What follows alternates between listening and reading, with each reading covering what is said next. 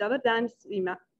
Dobar dan svima i dobrodošli na prezentaciju istraživanja Sextortion, prikrivena korupcija, studija slučaja Bosne i Hercegovine. Željela bih da se zahvalim u ime Transparency Internationala svima koji prisustvuju današnjem webinaru. Svi ćete imati prilike da se uključite kasnije nakon panela, postavljanjem pitanja u Q&A sekciju ili putem poruka u chatu. Imamo obezbeđen također i prevod. Idete na opciju prevod i izaberite jezik, da li želite engleski ili BHS verziju. Publikacija je nastala uz pomoć švedske ambasade, stoga željela bih da se zahvalim u ime Transparency International, podršku koju švedska ambasada pruža Transparency International i ostalim organizacijama civilnog društva. Stoga željela bih da pozovem gospođu Smederberg da da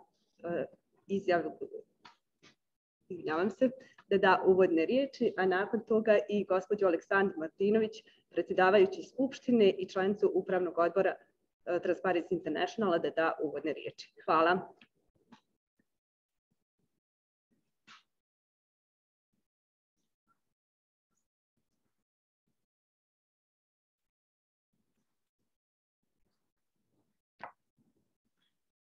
Thank you very much, and thank you for inviting me to hold the opening speech in this very important seminar.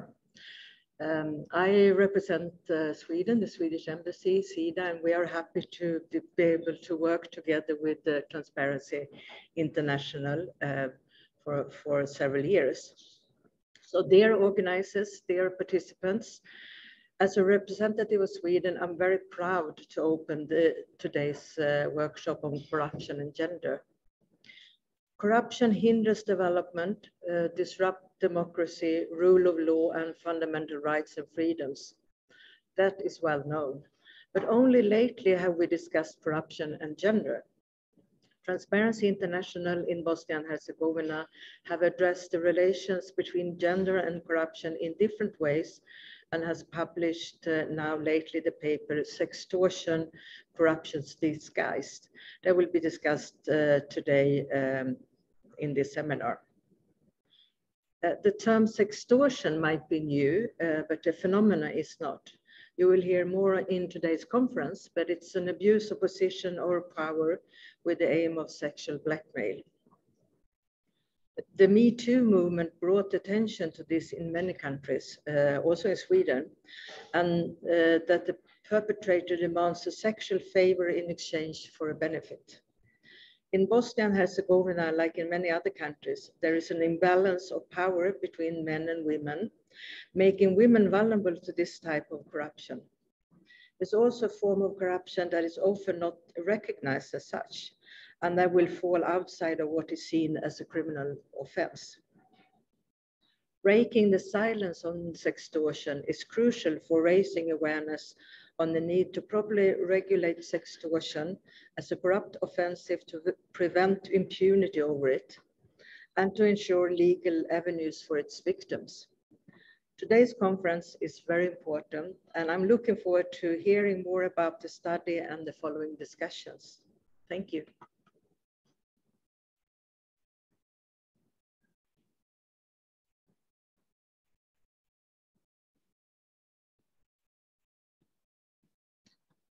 Prije svega velika hvala gospođi Smedberg i švedskoj ambasadi, naročito njenom odjelu razvojne saradnje na nesebičnoj podršci koju pruža Transparency International u Bosni i Hercegovini, ne samo na ovoj, već na nizu naših aktivnosti borbe protiv korupcije. Dakle, dame i gospodo, poštovani prijatelji, saradnici, kolege, borci protiv korupcije, aktivisti i tako dalje, dobar dan i dobrodošli na jedan u nizu događaja koje Transparency International u Bosni i Hercegovini organizuje posljednjih dana, dakle na promociju studije Sextortion, prikrivena korupcija, studija slučajeva Bosne i Hercegovine.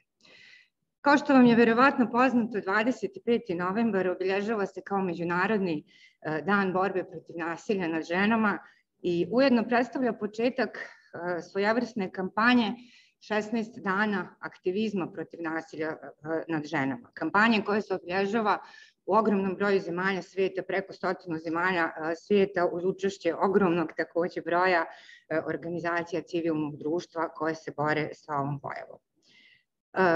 Ova kampanja se proteže preko čitavog niza značajnih datuma, uključujući i onaj naš 9. decembar, Međunarodni dan borbe protiv korupcije, a zaključuje se sutradan 10. decembra u povodu Međunarodnog dana zaštite ljudskih prava.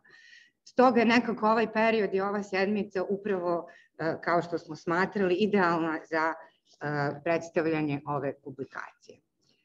Fokus analize koji se činio Transparency International jeste dakle rodno zasnovano nasilje sa elementima korupcije i predstavlja temelj istraživanja za sve one kojima je stalo pored borbe korupcije i do ljudskih prava, zaštite ljudskih prava i rodne ravnopravnosti.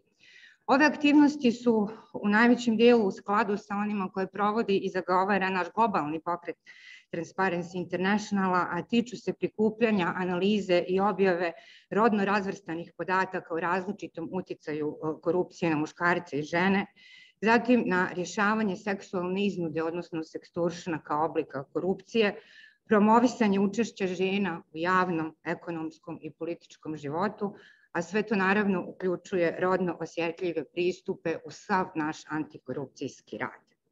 Sam termin sextortion prvi put kao vrsta korupcije upotrebljen je 2008. godine, kada su članovi Međunarodne asocijacije žena sudija primijetili da sudije iz različitog svijeta se suočavaju sa vrstom korupcije o kojoj se rijetko govori.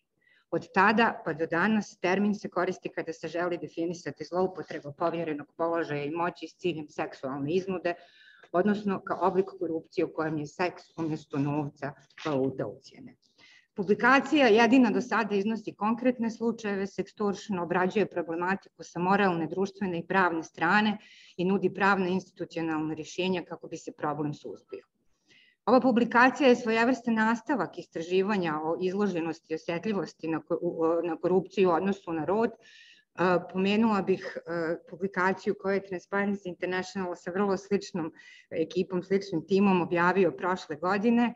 Radi se o publikaciji Rod i korupcija u neuspjelim demokratijama, također studija slučaja Bosne i Hercegovine, a koja je pokazala upravo ono što negdje svi mi znamo, da su žene daleko osjetljivije kao žrtve korupcije, da imajući u vidu njihovo ekonomsko stanje, njihov položaj u društvu, stepen zaposlenosti i tako dalje, nešto manje prijavljaju korupciju u odnosu na muškarce, ali i da obrazovane i mlade žene pokazuju veću svijest u ovoj nepravdi u odnosu na muškarce.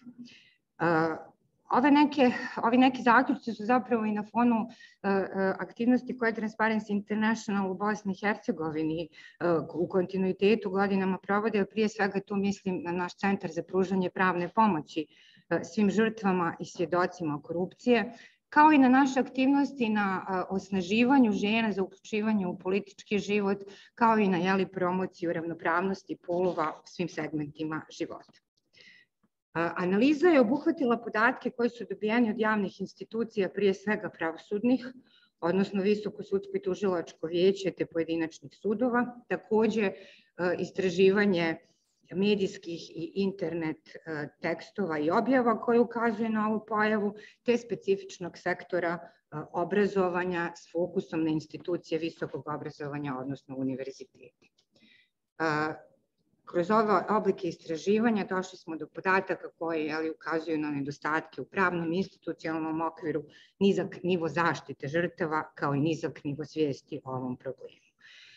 Stoga je jako važno da dobro saslušamo sve nalaze i preporuke koje ćemo čuti i veliko mi je zadovoljstvo i zahvalila bi se timu mladih istraživačica koje su radile na ovoj publikaciji, predvođene našim osnivačem, gospodinom Borisom Divjakom, koji je trenutno i član predsedavajući Savjetničkog vijeća Bosne i Hercegovine. Također mi je veliko zadovoljstvo da ćete u kasnijem panelu imati predstavnicu Udruženja sudija u Bosni i Hercegovini, kao i Helsinškog parlamenta građana Banja Luka, organizacije koja je negdje u temelju upravo ovo o čemu ćemo danas govoriti. Želim svima sretan rad i još jednom vam se svima zahvaljujem.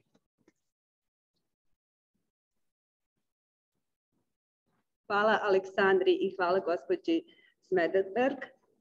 Sada ćemo čuti prezentaciju, odnosno nalaze istraživanja Sextortion, prikrivena korupcija, studija slučaja Bosne i Hercegovine, a nalaze će prezentovati jedna od autorica, Ena Zone Đongić. Ena, izvoli.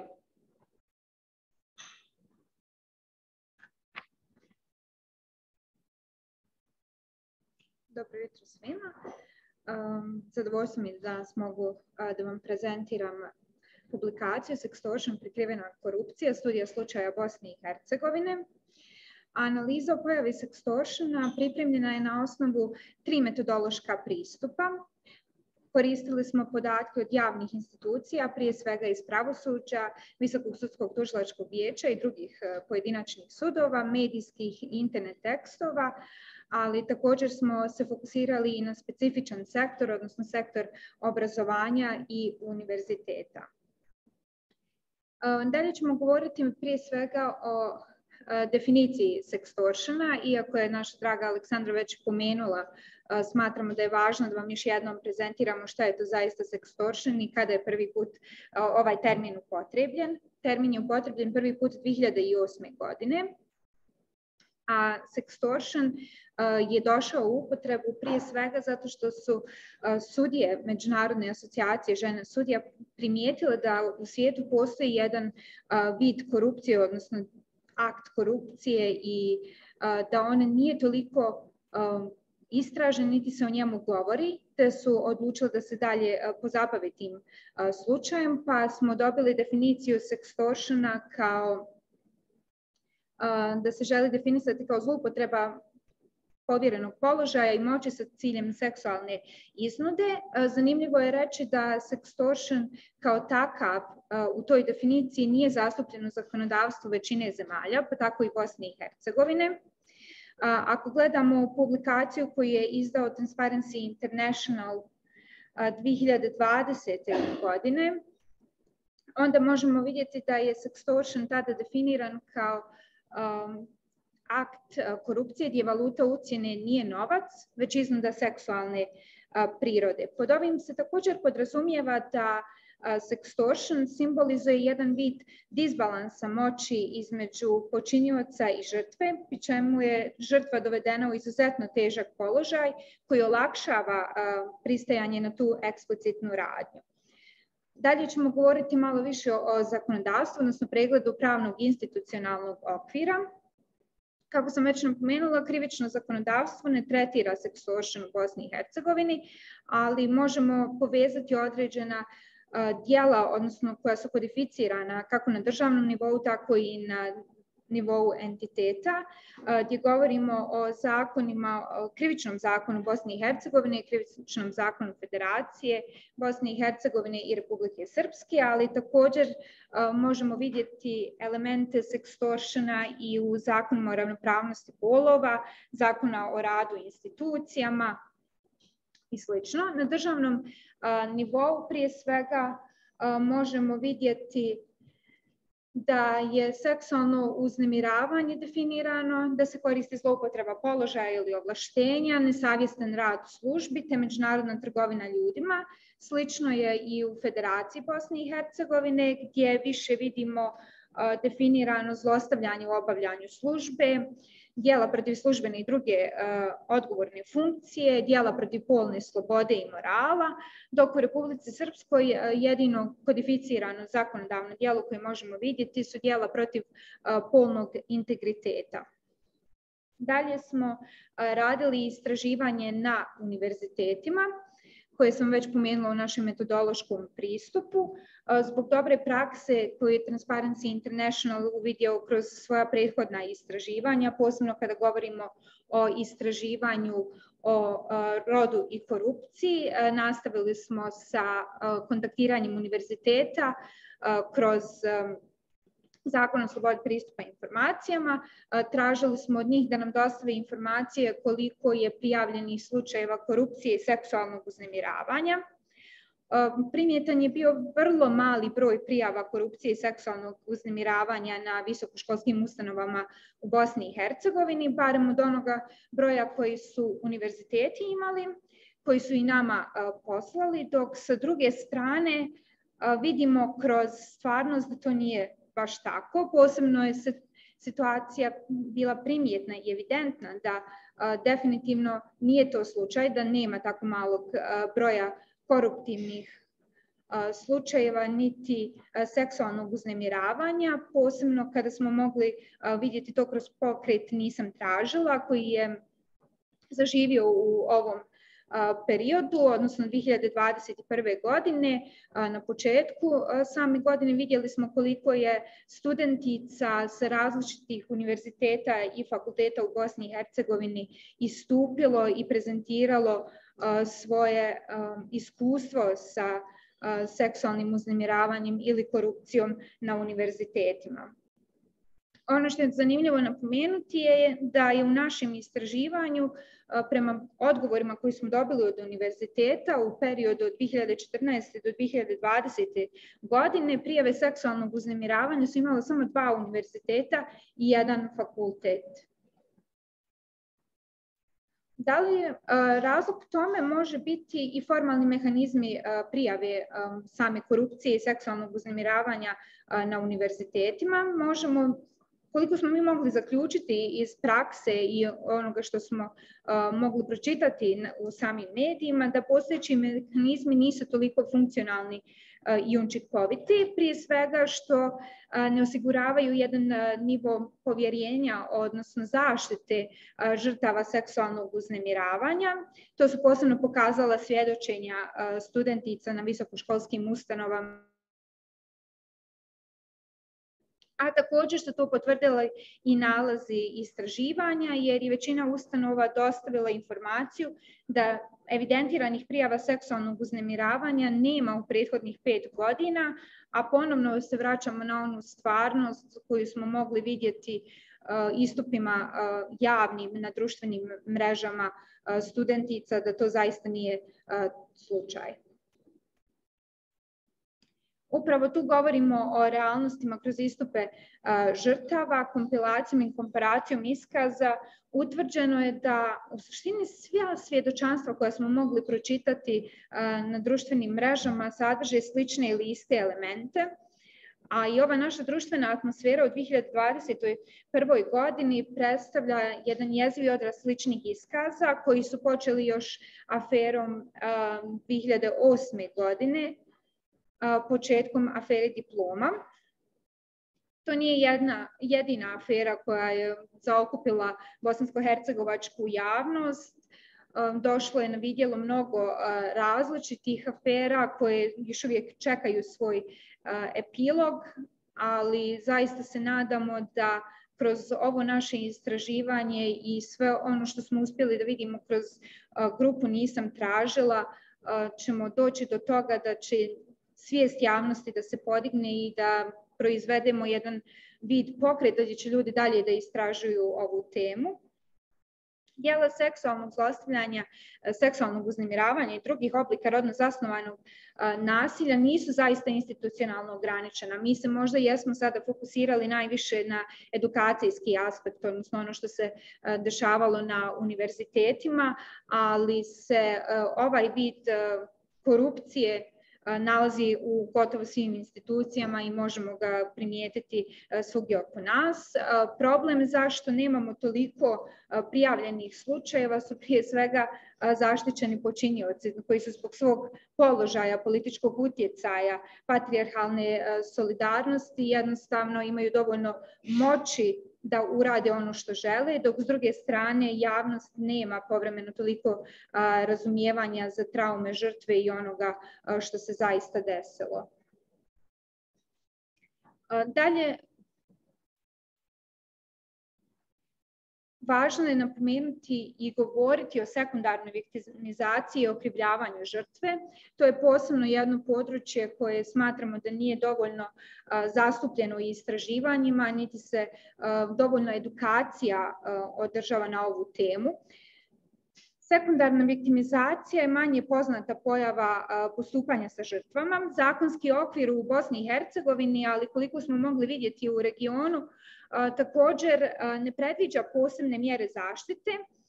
Iako su žrtve u biti izložene sekundarnoj viktimizaciji od samog trenutka prijave do daljeg toka procesa, okrivljavanje žrtve je rasprostranjeno u našem društvu, jer najčešća prva reakcija ljudi kako na kriminalitet, tako i na druge oblike ponašanja kojima je povrijeđena druga ili druge osobe je upravo okrivljavanje žrtve.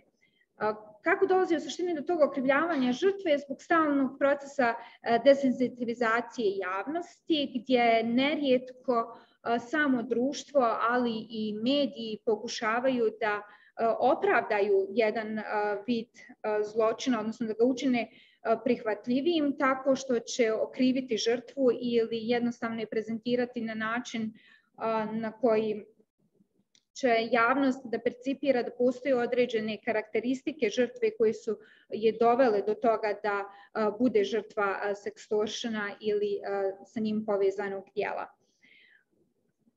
Samo okrivljavanje od strane javnosti i prolazak kroz sekundarnu viktimizaciju u procesu prijave nisu jedini problemi sa kojima se žrtve sextortiona mogu susresti. Možemo govoriti i o samookrivljavanju koje je jako specifično kod žrtava i nerijetko se dešava. Posebno možemo govoriti o dvije vrste samookrivljavanja, odnosno behavioralnom i karakternom okrivljavanju. Žrtve same sebe analiziraju i razmišljaju zašto su upravo one bile žrtve ovog djela. Behavioralno samookrivljavanje proizilazi od toga da žrtve smatraju da su na neki način svojim ponašanjem, načinom na koji rade, proizvele činjenicu da postanu žrtvom, a kod karakternom smatraju da postoje određene karakterne crte koje one imaju i onda se trude da ih promijene kako im se ta slučaj ne bi ponovio. Kada govorimo o etiketiranju, ono je sve prisutno kako u medijima, tako i na forumima. Etiketiranje predstavlja proces u kojima društvo, poznavajući određene okolnosti, određene osobe, etiketira kao devijantne ili kao žrtve. Etiketiranje možemo koristiti u smislu kada žele da prezentuju na koji način je došlo do toga da govorimo o djelu sextortiona ili bilo kojem drugom sa njim povezanom djelu i upravo je tu važna uloga medija da se izbjegne korištenje etiketiranja, da ljudi jednostavno na forumima smanje sa komentarima koje smo mi posebno vidjeli tokom, nisam tražila istupanja žrtava gdje su mnogome na neki način javnost okrivljavala žrtve zašto nisu ranije istupile. To je definitivno neprihvatljivo. Potrebno je da više se senzibiliziramo i razmišljamo o tome na koji način žrtve razmišljaju. Ne možemo očekivati da svako prođe kroz taj proces lagano. Trebamo razmišljati o tome da za njih nije lako istupiti, posebno zbog toga što postoji određena doza okrivljavanja žrtve kako u medijima, tako i u javnosti. Istraživanje koje smo radili u vezi sa slučajevima ispred Visokog sudskog tužilačkog vijeća od 2015. do 2020. godine podneseno je ukupno 10 prijava za krivično djelo obljuba zloupotrebom položaja u Republici Srpskoj, od čega nijedna nije podnesena u periodu od 2018. do 2020. godine. U ovom posmatranom periodu donesene su samo 3 osuđujuće presude. Možemo vidjeti da je i ovdje prisutan mali broj prijava, nedostaci u postupanju tužilaštva kada je u pitanju kvalifikacija djela su očiti. Ne kažemo da je to samo rezultat jednostavno prakse tužilaštva, nego i samog manjkavosti kodificiranja djela sextortiona i sa njim povezanih djela u našem zakonodavstvu. Ali je zaista poražavajuće iz presuda koje smo mi analizirali da sudovi ne traže uvijek mišljenje stručnih lica, prije svega psihologa i psihijatara kao sudskih vještaka, koje smatramo izuzetno važnim upravo zbog procesa sekundarne viktimizacije. Potrebno je da žrtve imaju psihološku podršku i da mogu da se osjećaju sigurno tokom cjelokupnog procesa.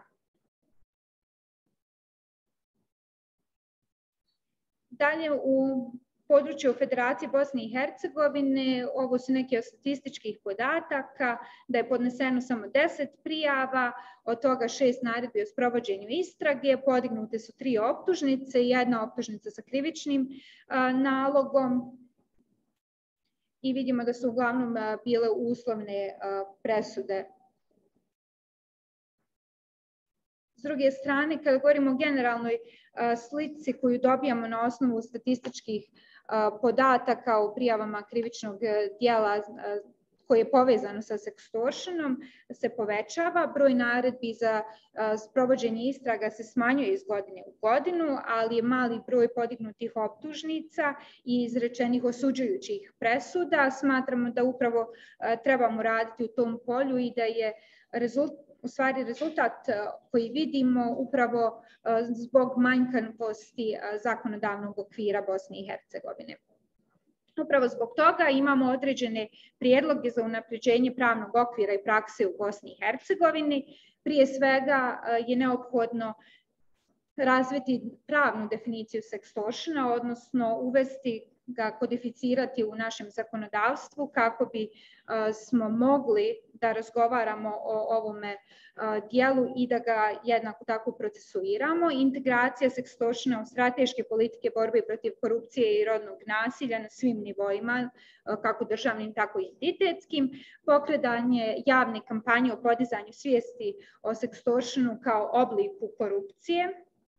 Obezbeđivanje sigurnog mehanizma izvještavanja. Ovdje prije svega govorimo o tome da je zaista neophodno da se ostvari određeni mehanizam podrške i potpore žrtvama, da se osjećaju sigurno, da istupe i da će postojati određeni sigurnosni mehanizam koji će osigurati njima kako zaštitu, tako i psihološku pomoć. Pružanje pravne pomoći i savjetovanje o rizicima poput troškova i ostalih neizvjesnosti, a reformu pravnog sistema u vezi sa statističkim podacima slučajeva sextortiona također, a ovdje vidimo i prostor za obuku sudija, tužilaca, ali ponovno se vraćamo na to da je potrebno zaista imati jednu obuku medija i donekle kroz medije ovaj problem predstaviti javnosti kako bismo ih educirali na koji način i oni sami u svojoj zajednici da se odnose prema žrtvama sextortiona.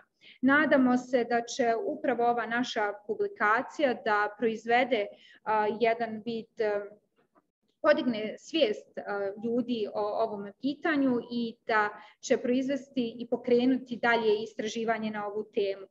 Za pravnu pomoć u smislu dijela korupcije možete se obratiti ALAC-u, a za pravnu pomoć u dijelama seksualnog uznemiravanja, nasilja nad ženama i tako dalje možete kontaktirati druge navedene organizacije. Hvala vam na pažnji.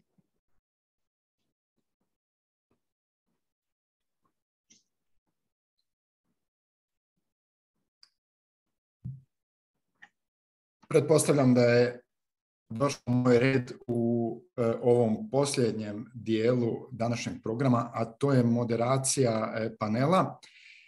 Pa ću stoga prvo da vam predstavim današnje paneliste, to jest panelistkinje, i onda da kažem par riječi o tome o čemu ćemo pričati danas. Prije svega, sa nama je danas Adisa Zahiragić, sutkinja Kantonalnog suda u Sarajevu, dugogodišnja aktivistica nevladinih organizacija koje se bave ovom temom, a prije svega Udruženja žena sudija u BiH o kojoj je bilo riječi u čak uvodnim izlaganjima.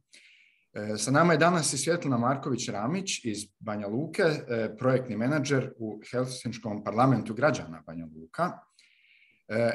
Nažalost, pozvali smo i predstavnici inicijative, nisam tražila, međutim zbog problema sa COVID-om u posljednji čas je tu došlo do izostanka učesnice, tako da smo zamolili našu Anu Kočo, koja je inače istraživač u Transparency International BiH, koja radi paralelno, koja je jedna od autorica predstavljene studije, odnosno svega što ste slušali danas, a također radi i doktorat iz oblasti sigurnosnih studija na Univerzitetu u Sarajevu, gdje je i magistrirala na oblasti humane sigurnosti.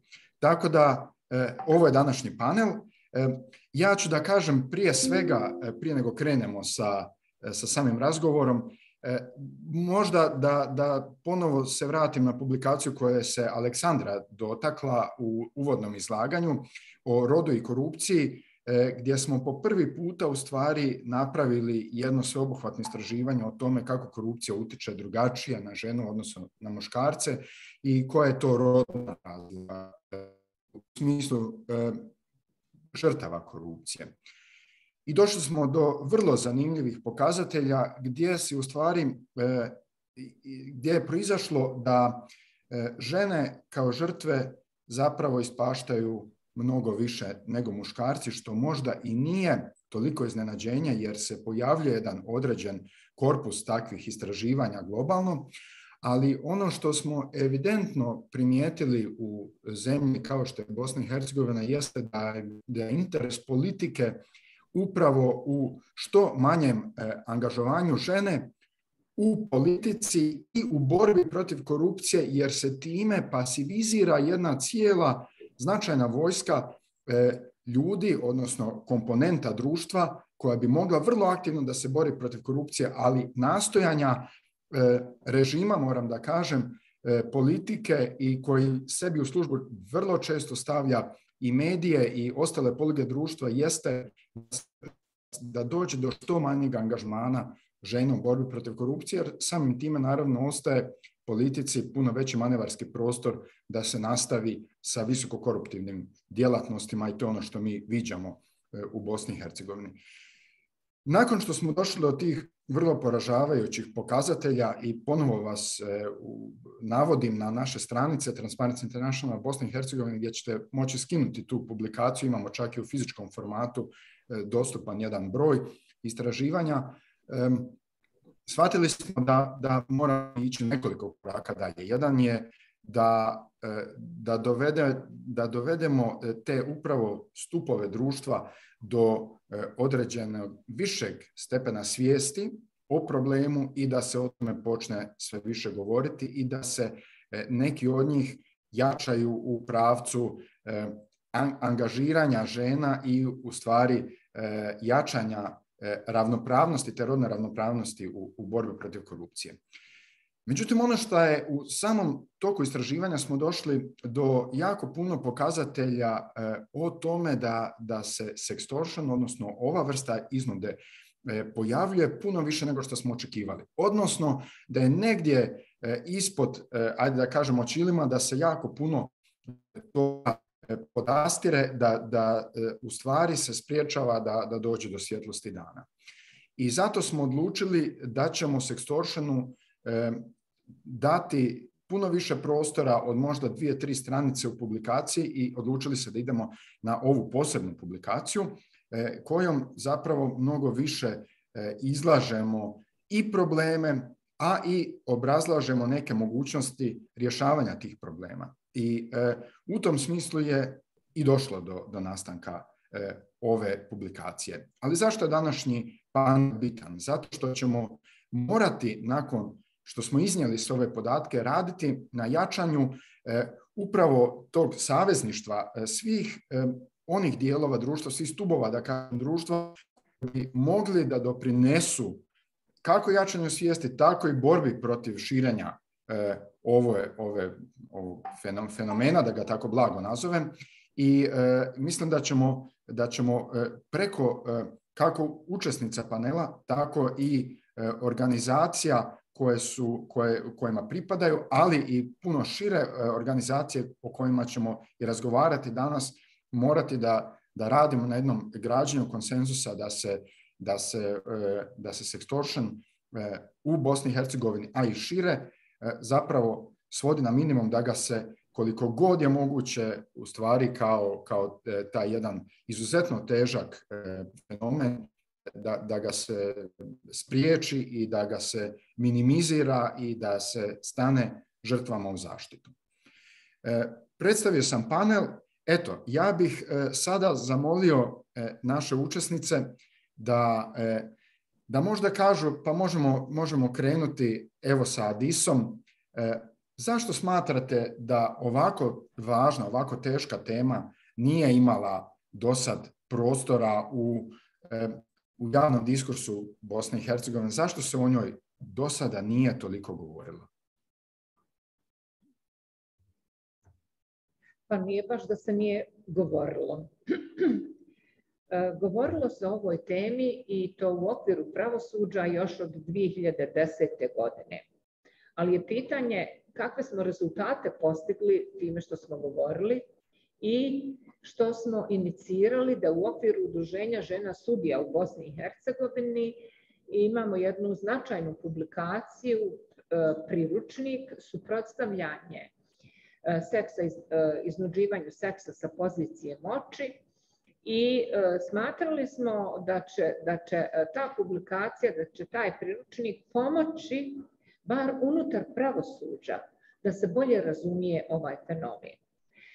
Organizirane su u trajanju od 3 godine mnoge edukacije, susreti sa sudijama, tužiocima, policijom, sa medijima, sa nevladinim organizacijama i to je trajalo od 2010. godine negdje do 2014. godine, jer međunarodni projekat koji je pokrenuo ovu temu, ovu priču u pogledu ovog fenomena koji se odnosio na Evropu, Aziju i Afriku, a Bosna i Hercegovina izabrana ispred Evrope, ispred Azije, Filipini i Afrike, Tanzanija, da će taj međunarodni projekat pomoći razumijevanju ovog fenomena, jer je to fenomen, dakle to je pojava koja je zaista prisutna u svim društvima.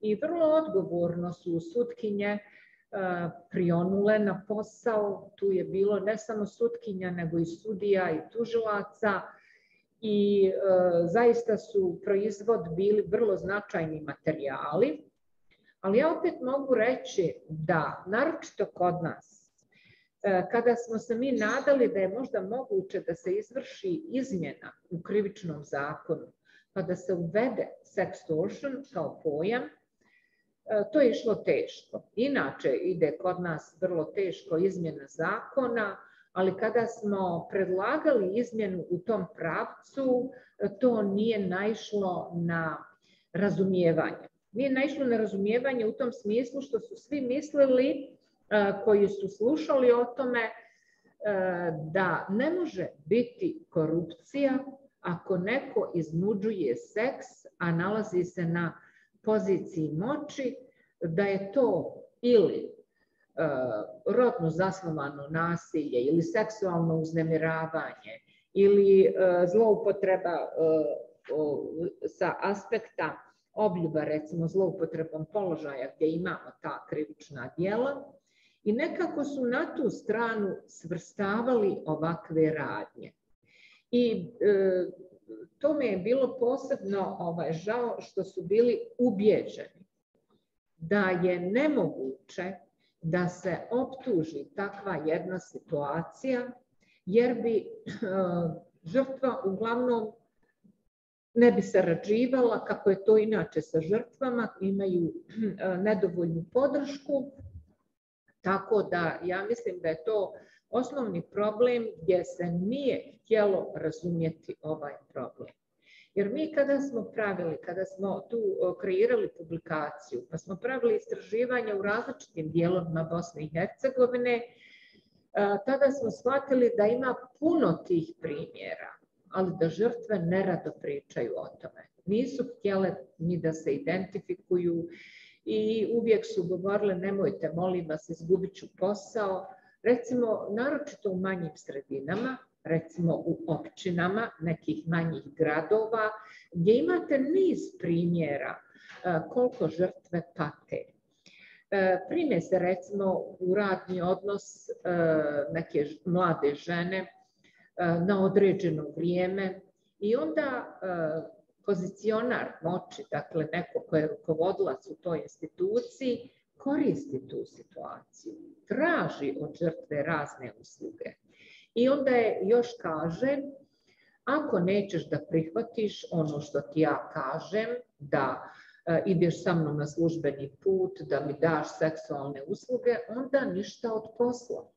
To je dakle prava korupcija. nije korupcija samo novac i nije samo novac predmet mita. I takako su i ove radnje predmet korupcije.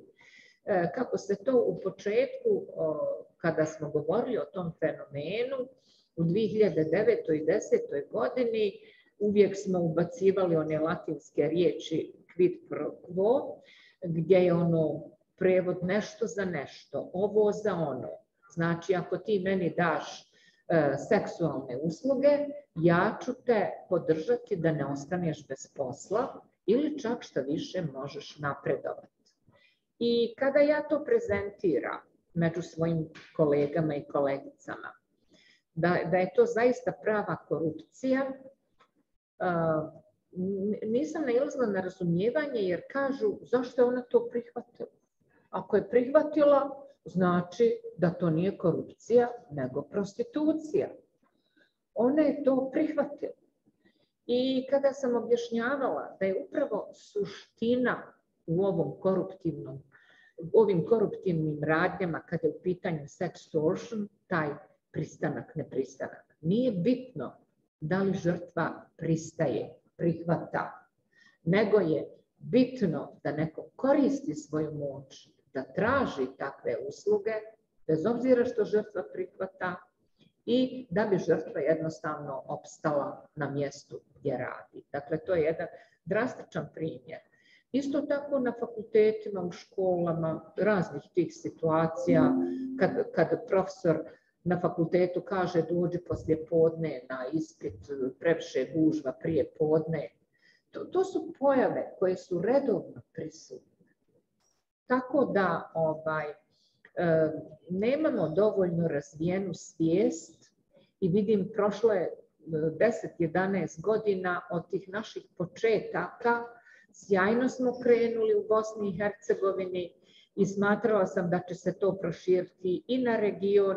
Međutim, nedovoljna je bila podrška unutar pravosuđa, nedovoljna podrška izvan pravosuđa, tako da smo na tom nekom putu se utišali, zaustavili.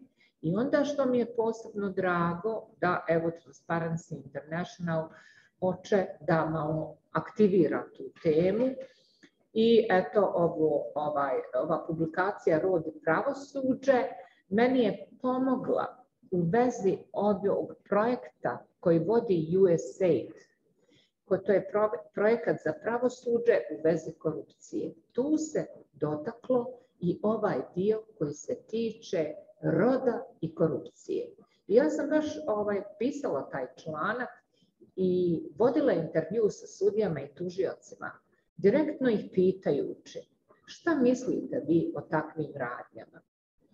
Oni su pitajući ih da li je moguće recimo da se po ovom krivičnom djelu zloupotreba položaja ili ovlaštenja, primanje dara i drugih oblika koristi, davanje dara, da li se može uključiti i ova radnja izvršenja koja nije novac niti imovina.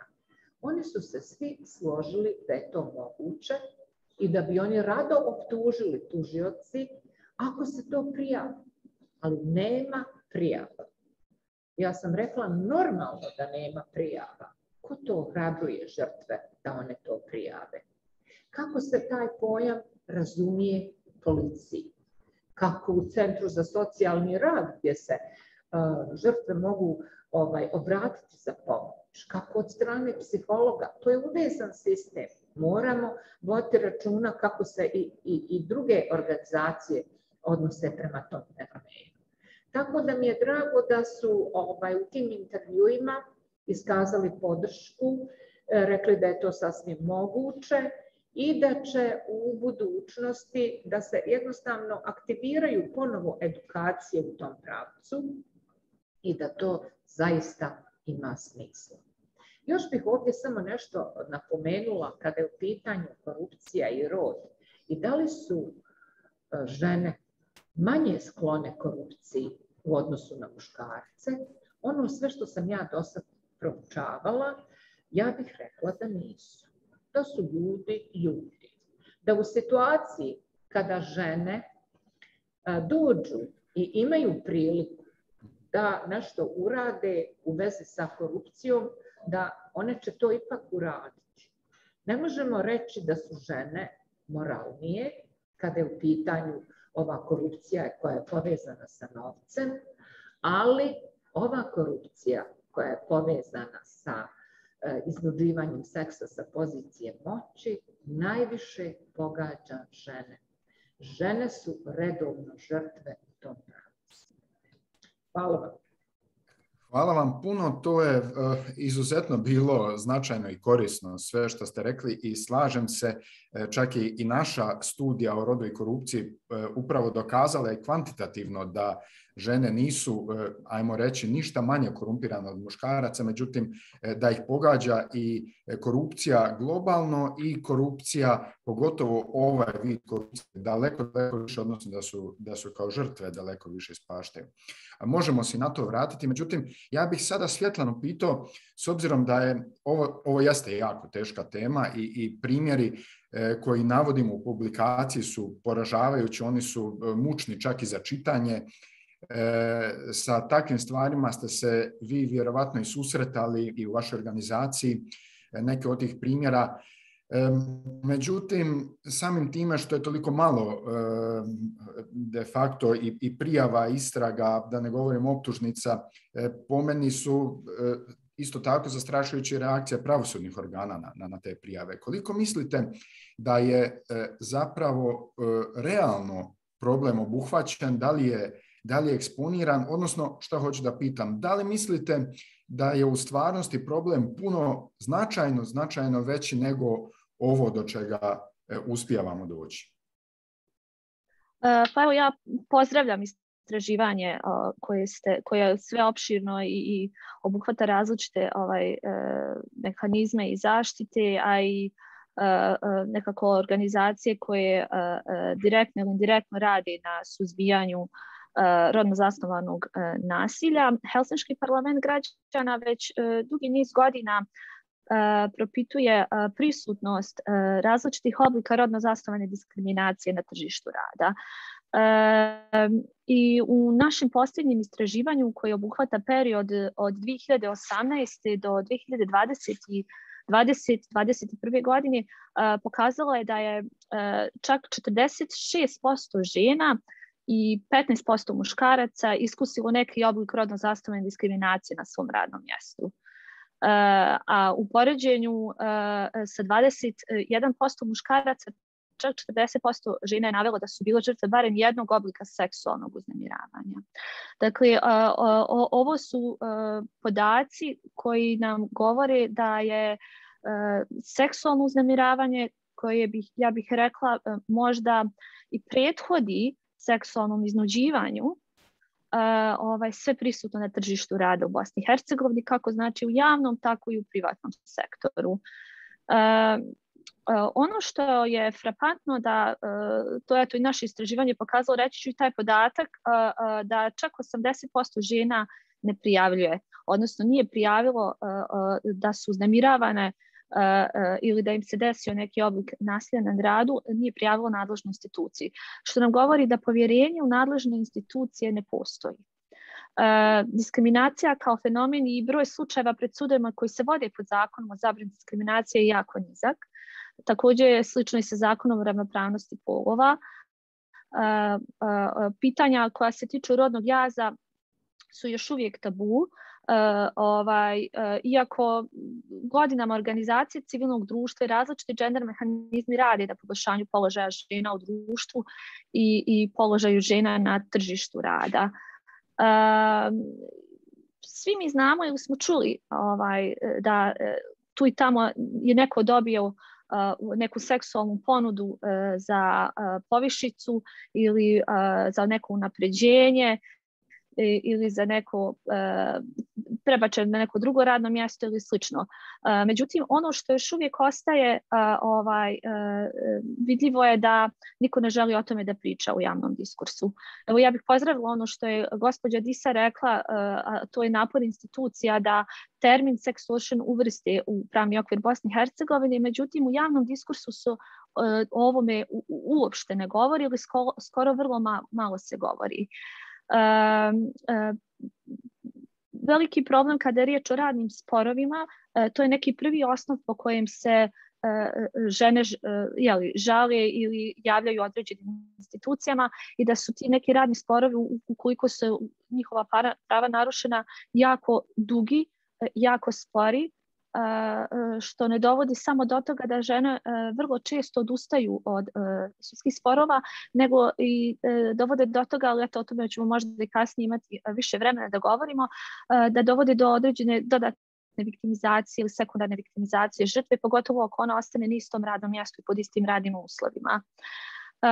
Ja bih se još samo osvrnula možda djelomično na vaše pitanje da odgovorim na ta rad institucija i na te dugotrajne i mukotrpne sudske sporove ukoliko uopšte do njih dođe, a to je da za razliku od sudstva naše istraživanje je pokazalo da se žene ukoliko smatraju da su doživjeli neki oblik rodno zasnovanog nasilja na radnom mjestu, da se u krajnjem slučaju obraćaju sudovima. Najprije se obraćaju inspekciji rada. Nisam vidjela da ste u vašem istraživanju pominjali inspekciju rada, međutim čak 80% žena smatra da je prva linija tako reći odbrane, odnosno pomoći upravo inspekcija rada. Nažalost, ono što vidimo na terenu je da inspekcija rada često izlazi na teren, ali ne želi da postupa po prijavama poput seksualnog uznemiravanja ili nekog drugog oblika kršenja radnih prava koji su rodno zasnovani.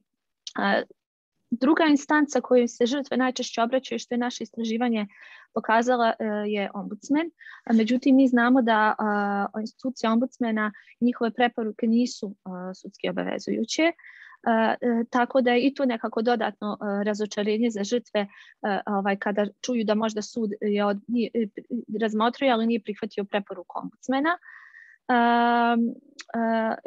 I u krajnjem slučaju tu su organizacije civilnog društva, odnosno oni neki servisi poput organizacija koje ste vi napomenuli u vašem istraživanju, a koje često žene, pogotovo u manjim sredinama, prepoznaju kao neki prvi, ja bih rekla, tračak nade ukoliko su ovako senzitivna pitanja narušena. Dakle, moramo shvatiti da mi živimo u jednom duboko podijeljenom patrijarhalnom društvu gdje su pitanja seksualne iznude, pitanja nekih polnih odnosa sa zloupotrebom položaja i slično još uvijek tabu tema za žene, posebno u onim sektorima gdje su one imaju najvećeg učešća, to su uslužne djelatnosti, to su sektori proizvodnje, industrijske proizvodnje i slično. Tako da, nažalost, iako imamo, ja bih rekla, dobro zakonodavstvo, naravno, još uvijek postoji prostor da se ono upotpuni. Žene se ne odlučuju prijavljivati, iako znamo i vidimo po našim nalazima da je seksualno, ovo konkretno uznemiravanje visoko prisutno u radnom odnosu, ali i pri zapošljavanju. To bi značilo i vaši nalazi pokazuju da je seksualno iznuđivanje, odnosno sextortion kao takav duboko ukorijenjen u radni odnos bosansko-hercegovačkog društva, nedostaje povjerenja u institucije zaštite, tako da je, nažalost, žrtva prepuštena sama sebi. Hvala puno na vrlo korisnim intervencijama i dodacima u stvari iz vaše spoznaje, iz vašeg rada. O tome svemu će još biti riječi i danas, ali i u našem budućem radu. Jedna od stvari koja je meni kao urednik ove publikacije, koji sam u stvari više čitao nego što sam doprinosio, naše vrijedne radnice su zaposlenice Transparencija su proizvele tekst i zaista su ga kvalitetno odradile. Međutim, kao, eto da kažem nekome ko je više učio od njih, je sam pojam sekundarne viktimizacije bio eye-opener. Znači nešto što me stvarno šta me, mogu reći, šokiralo jer sam nedovoljno znao o tome do samog trenutka ulaženja u tu temu. Pa bih ja baš Anu pitao, s obzirom da je to fenomen o kome se zaista ne priča niti medijski, niti na stručnim skupovima, koliko je vama bilo susret sa tim slučajevima koje ste obrađivali kroz pripremu publikacije, koliko je i vama eventualno otvorio oči i na koji način ste stekli utisak da je sekundarna viktimizacija jedan fenomen koji je zaista poražavajući po žrtvu prije svega, ali i po društvu jer dozvoljava da se to dešava. Sekundarna viktimizacija sama od sebe je jedan vrlo malo poznat fenomen. U zakonskim okvirima apsolutno ne postoji niti jedan način zaštite od sekundarne viktimizacije, a ona se može javiti kod žrtve u svim situacijama, počevši znači, od prijave krivičnog djela pa nadalje. Prvi oblik sekundarne viktimizacije s kojim ja smatram i s kojim smo mi utvrdili u istraživanju da se jedna osoba može susresti jeste sekundarna viktimizacija od strane okoline, koja se dešava kroz osjećaj poniženja, osjećaj sramote koje okolina nameće žrtvi. S tim u sklopu dolazi naravno i etiketiranje. To je jedan fenomen gdje društvo određenu osobu označava kao devijantnu ili kao izvor svega problema, što kasnije dovodi također do kako fizičkih, tako i psiholoških trauma kod jedne određene osobe. Društvene mreže, to je jako važno za istaći, su jedan od ključnih problema u ovoj situaciji. Društvene mreže same od sebe perpetuiraju sekundarnu viktimizaciju okoline. Sekundarna viktimizacija pored okoline može također da bude nametnuta i sistematski. To je znači neki vid institucionalizovane sekundarne viktimizacije koja prolazi kroz znači, proces krivični od same istrage krivičnog djela pa tako u postupanju sudova sa određenim žrtvama i predstavlja jedan od velikih problema, znači obzirom da se žrtva osjeća nepodržanom od strane sistema u toj situaciji. Fenomen jedan koji smatramo da prati znači sekundarnu viktimizaciju je okrivljavanje okoline, koji je čest u našem društvu i najčešće se može gledati na neki način trostruko. Često se smatra da je žrtva sama odgovorna za viktimizaciju, da je svojim ponašanjem na neki način doprinijela tome da se viktimizira i okolina smatra da žrtva treba da promijeni sebe i svoja gledišta stvari tako da bi se zapravo mogla promijeniti sama situacija. A okrivljavanje okoline najčešće dovodi i do samookrivljavanja. Samookrivljavanje žrtve može dovesti do toga da žrtva smatra da je svojim ponašanjem na neki način zaslužila to što joj se desilo, pa samim time se smanjuje također i broj prijava i broj instanci gdje žrtve zapravo potraže pomoć, a također se može desiti da smatra da je nekim svojim određenim životnim odlukama ili svojim karakteristikama doprinijela da joj se desi takva situacija.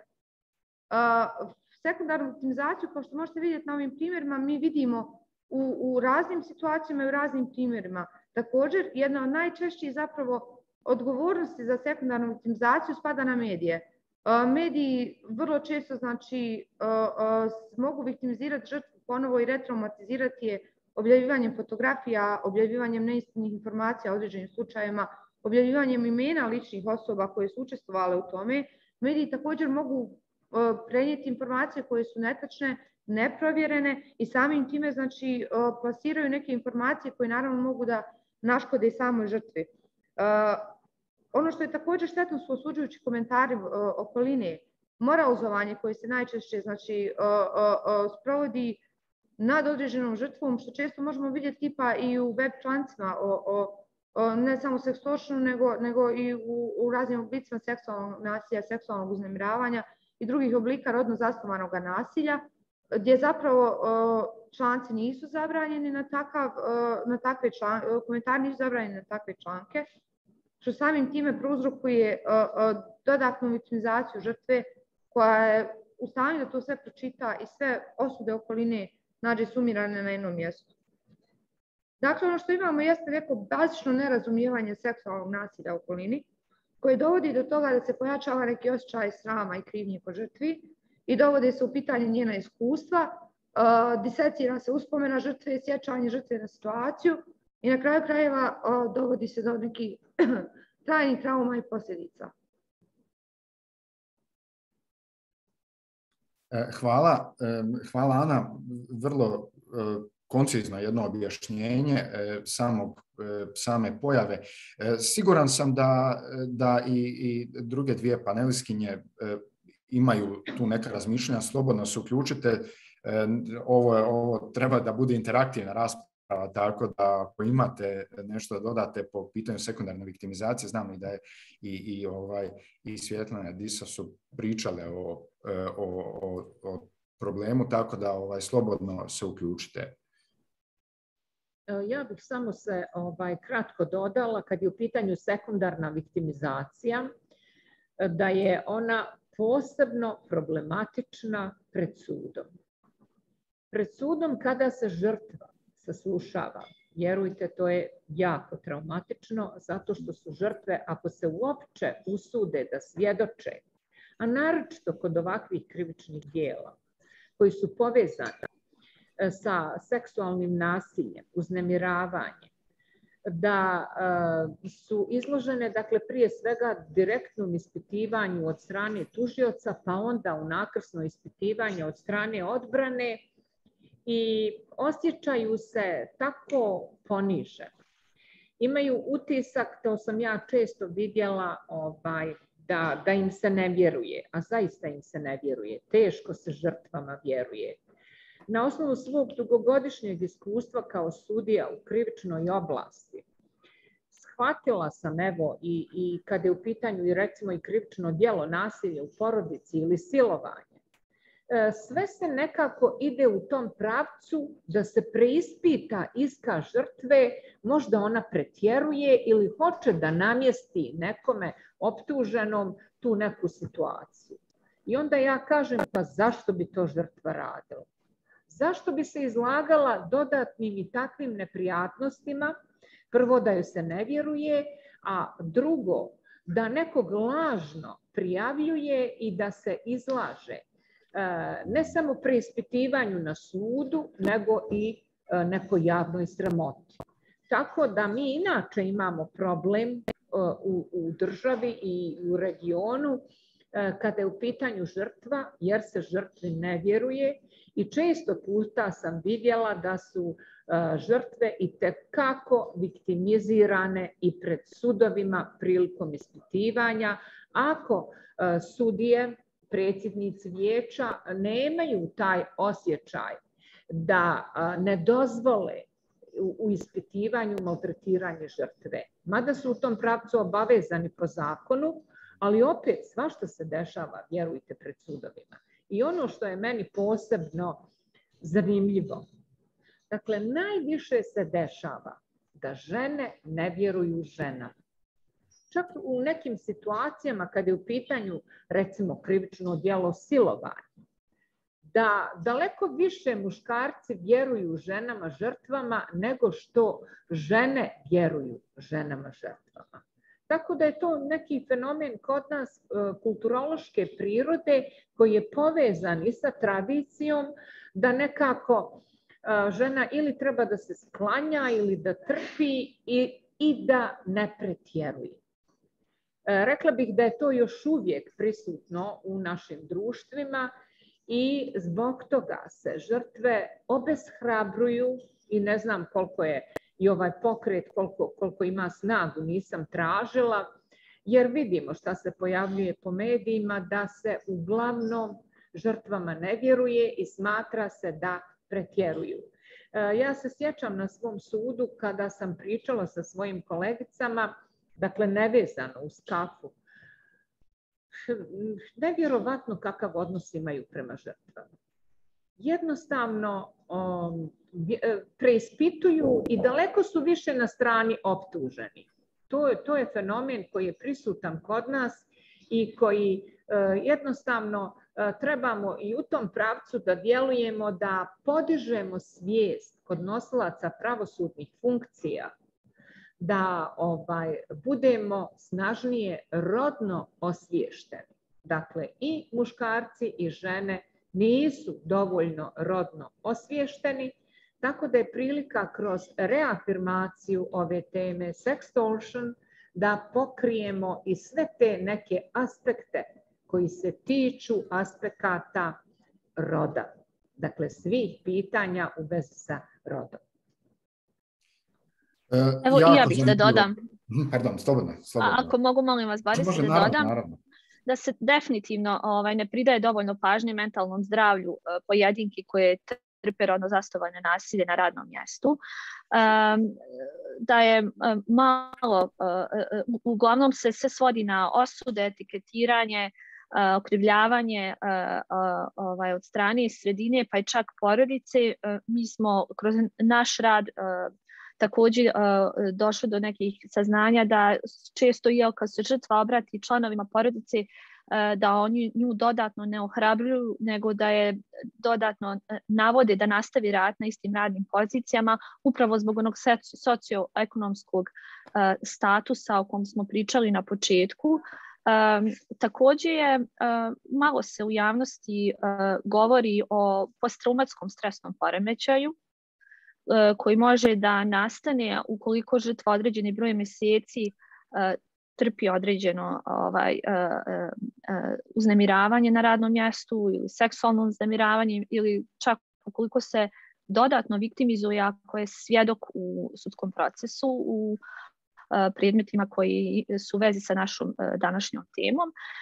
Dakle, jako malo se posvećuje pažnje u zdravstvenom statusu žrtava i ono što bih još posebno dodala je da je psihološka podrška od strane kolega i od strane naravno porodici možda i najbitnija u ovim procesima. Dakle, nažalost, kada ste malo prije spomenuli sekundarnu viktimizaciju, za vrijeme pandemije posebno smo uvidjeli da su zbog rada od kuće ljudi bili više prisutniji na društvenim mrežama i na samom internetu i naše nekako istraživanje dodatno pokazalo da je došlo do porasta prisutnosti verbalnog, tako reći seksualnog nasilja putem društvenih mreža za vrijeme pandemije. Dakle, ne samo i verbalnog, nego i do slanja eksplicitnih poruka radnim kolegama, radnim koleginicama, tako da žene nisu bile zaštićene ni unutar svoja 4 zida i definitivno je potrebno i zakonski regulisati ovakav vid rodno zasnovanog nasilja i diskriminacije putem ovih novih medija, posebno društvenih mreža u našem zakonodavstvu. Hvala na ovim intervencijama. Posebno mi je bilo zanimljivo čuti to da žene sudije čak znaju biti i oštrije prema žrtvi nego sudije muškarci. To je nažalost, poražavajuće i možda ponovo da povučem jednu paralelu sa našom prethodnom publikacijom o rodu i korupciji gdje smo zaista primijetili da što je tradicionalnija manja sredina, da je ponašanje prema korupciji nemoralnije, ajde da kažem, da je žrtva puno manje sklona da prijavi korupciju, da je podrška žrtvi puno niža i isto tako da je mogućnost traženja pravnog lijeka manja, odnosno da je sužen neki prostor žrtvi da se izbori s korupcijom. I tako da smo recimo primijetili i kroz našu publikaciju o rodu i korupciji da je tipičan primjer, ajde da kažemo, zviždača ili žene koja će prijaviti korupciju, urbana, više obrazovana žena koja je u principu zaposlena i koja se bori za svoju egzistenciju. Tako da je, nažalost, vrlo malo, to je jedan vrlo uzak segment našeg društva koji će se uhvatiti s korupcijom u koštac. A pogotovo u ovom slučaju, sad da se vratimo na sextortion, gdje je tu sada jedna vrlo teška moralna dilema, nažalost nametnuta društvenim tim nekim standardima koji su poražavajući, koji zapravo žrtvu zlostavljaju višestruko. Ja bih možda ima i nekih interesantnih pitanja iz publike, tako da ćemo sad doći i do toga, ali bih pitao, ono što me sad zanima jeste s obzirom na tako teško stanje sa sudovima i tužilaštvima u smislu razumijevanja fenomena, problema, šta bi to bilo, na koji način tu svijest promijeniti u tako kritičnoj instituciji za ovakve stvari? Samo uz odgovarajuće edukacije i organiziranje okruglih stolova i posebnih specijalističkih edukacija, a posebno u ovom periodu kada se priča o korupciji, koja se isključivo povezuje sa novcem i imovinom, prilika je da se sada, bar u Bosni i Hercegovini, puno više priča o sextortion i da kroz te edukacije i organiziranje posebnih skupova na ove teme, da to zaista ulazi u mozgove i u našu svijest da je to prisutno. Jer ono što je meni bilo poražavajuće, dakle godinama je to prisutno, kada pričamo o pojmu sextortion i kad sam se ja zaista trudila da to objasnim svojim kolegicama i kolegama, o čemu se radi, koja je to karakteristika i koliko je to, mislim, jednostavno i dokazati i prepoznati, oni su uvijek imali tu rezervu, ali ona je pristala na te usluge. Dakle, prihvatila je njegov poziv. I onda šta? Ona se u stvari, to je njena dobra volja. Mislim, to je jako teško objasniti i zato su potrebne te specijalističke edukacije u ovoj oblasti. Da se shvati da pristanak nema veze sa tom pojavom sextortion. Da neko ko iznuđuje seks, pozicionar moći, dakle na njemu je naglasak. Pozicionar moći koristi tu situaciju da može da ugrožava druge. Pa se usuđuje da čak i to traži, pa ako žrtva to prihvati, onda je ona kriva, koju je kriv, jel, što je to prihvatila. Znači, moramo stalno o tome razgovarati u cilju pravilnog razumijevanja ovog fenomena. I ja opet kažem, sad je prilika, jer puno je tih aktivnosti u Bosni i Hercegovini koje se tiču tog procesa korupcije i kako je riješiti u Bosni i Hercegovini, šta se sve dešava. Ova tema treba polako, postepeno da se prihvata i ulazi u pravosuđe. Jer ja sam se uvjerila, razgovarajući sa sudijama i tužiocima, posebno sa tužiocima, rekli su da je sasvim moguće dokazati zloupotrebu položaja ili ovlaštenja, jer je u pitanju pribavljanje sebi ili drugom kakve koristi. Nije korist samo novac i imovina. Korist je i ova seksualna usluga. To je nešto što neko traži da bi došao do koristi. Prema tome, i postojeći pravni okvir može uključivati i ovu pojavu sextortiona, samo je pitanje koliko želimo da to prihvatimo i razumijemo. Ali bez dodatnih edukacija i stalne priče o ovoj pojavi nije moguće da bude opće prihvaćena u pravosuđu.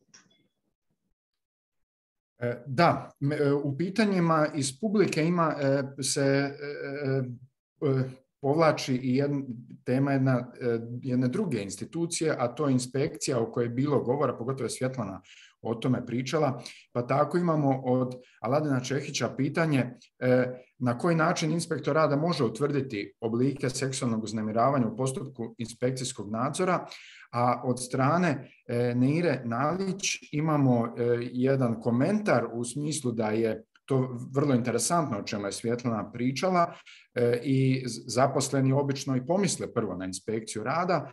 Međutim, da li, njeno pitanje ide u pravcu, da li su inspektori i inspektorice dovoljno obučeni za tako nešto, da li imaju kvalitetne upute, da li su i kad bivaju kritički orijentisani prema poslodavcima, da li imaju de facto dovoljno kvalitetne uslove rada, upravljanje ljudskim resursima i tako dalje. Pa možda eto na tu temu, Svjetlana. Svakako, namjerno sam spomenula inspekciju rada i dotakle se te teme, jer je zaista inspekcija rada ima jasnu nadležnost da reaguje u skladu sa prijavama o rodno zasnovanoj diskriminaciji na radu i da preduzme prije svega odgovorni inspekcijski nadzor u vezi sa takvim prijavama. Evo, ako hoćete mogu citirati i članove zakona i stavove, međutim mislim da nema potrebe za tim.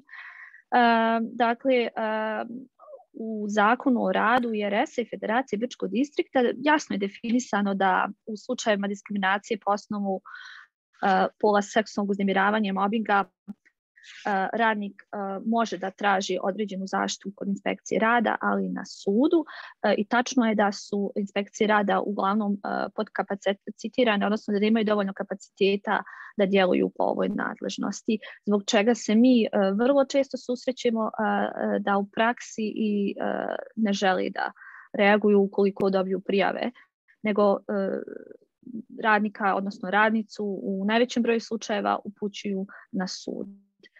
Dakle, oni nemaju inspekcije kao takve, ne mogu da saslušaju svjedoke, niti mogu preuzeti ulogu suda, ali mogu vršiti kontrole i pratiti sprovođenje zakona i njihovih nadležnosti. Definitivno je u ovom duhu što je gospođa Disa rekla potrebno vršiti dodatne edukacije ne samo sudova i tužilaštava, nego i inspekcija rada koje djeluju, ali evo sad imamo i usvojen zakon o zaštiti uznemiravanja na radu, gdje se također djelomično seksualno uznemiravanje na radu definiše kao tako što će biti dodatna